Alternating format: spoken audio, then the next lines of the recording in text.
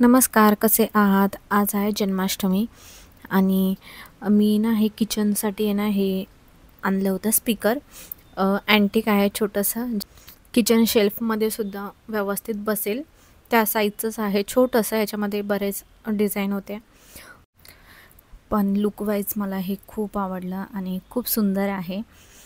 एकदम म्हणजे असं अँटिक आणि विंटेज लुक वाटतं याचा.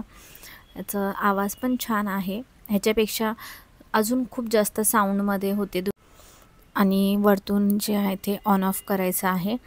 ब्लूटूथ कनेक्ट होतं, परत USB चार्जिंग करायचं आहे ह्याला आणि खूप सुंदर दिसतं. हे दिसताना तुम्ही ऐका.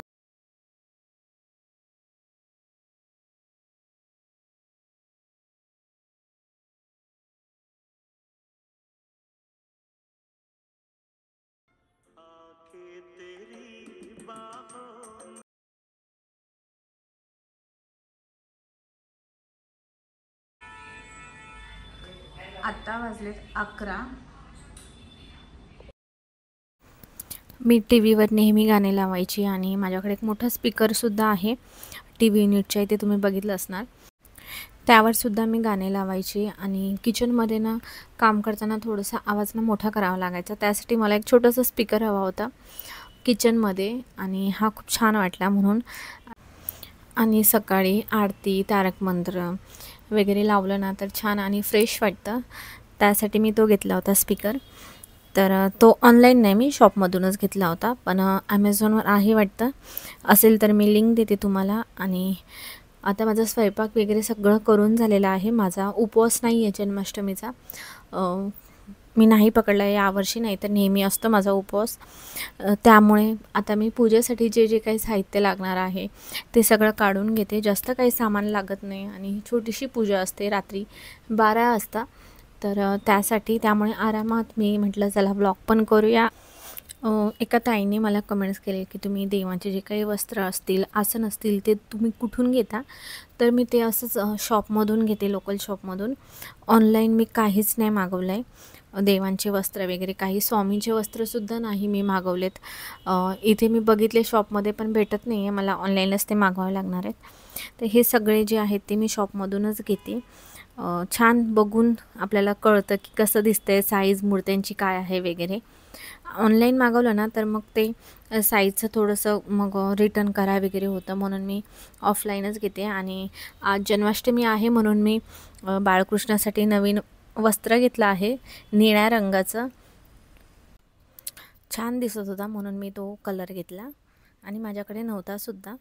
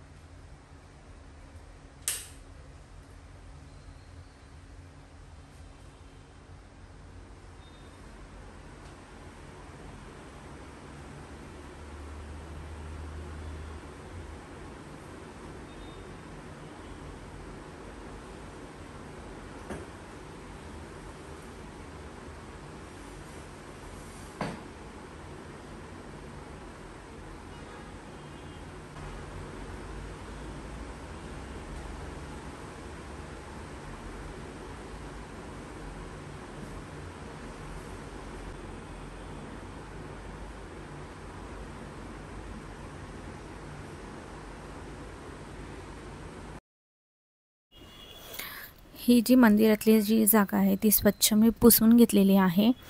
आणि आता मी बनवते माखन. तर तूप घेतला आहे आणि बर्फाचे काही तुकडे, खडीसाखर, केशर व्यवस्थित मिक्स करून मी माखन बनवून घेते.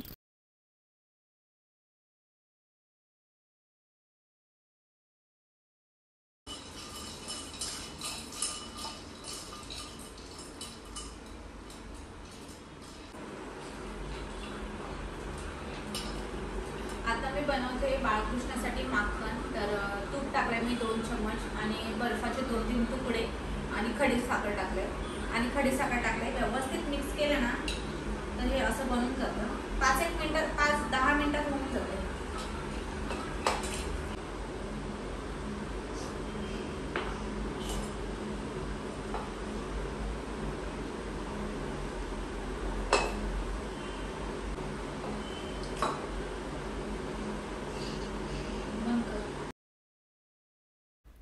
खूप सोपी मांडणी आहे, जास्त काही ह्याला करायचं नाही आहे. बाप्पाची स्थापना करायची आहे, अभिषेक करायचा आहे पंचामृतने, बाळकृष्णाचा अभिषेक करायचा आहे आणि मग पाण्यात टाकायचं आहे. तर एकदम सोपं आहे. तर मी इथे छोटीशीच पूजा मांडते, जास्त काही करत नाही आहे. मला विचार होता की एक छान असा पाळणा मला आणायचा होता, दरवर्षी आपल्याला लागतंच ना त्यासाठी. आणि मी बघितलंसुद्धा होता, स्टीलमध्ये जो आहे तो पाळणा होता. मला चांगला असा पाहिजे होता की कायम आपल्याला उपयोगी पडेल. स्टीलमध्ये ना दिसायला तेवढं दिसत नाही छान, त्याला सजवलं तर अजून छान दिसेल. पण मी बघत होती वुडनमध्ये वगैरे असा हवा आहे मला. तर बघू नेक्स्ट टाईम घेईल मी. तर आता सध्या तर मी घरीच जुगाड करते, मागच्या वर्षीसारखं. मागच्या वर्षीसुद्धा मी असंच जे आहे ते घरीच पाळणा बनवला होता.